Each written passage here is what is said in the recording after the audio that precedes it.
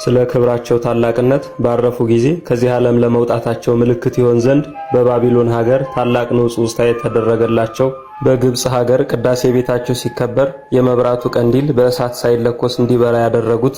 በባቢሎን ሀገር በምርኮ ሳሉ በንጉሱ ቤተ መንግስት እየኖሩ የአህዛብን ምግብ ላለመብላት ሽምብራንና ውሃን ይመገቡ የነበሩ፣ በዚህም ተጋድሏቸው እግዚአብሔር ጥበብና ዕውቀትን አብዝቶ የሰጣቸው፣ ለእግዚአብሔር ብቻ እንጂ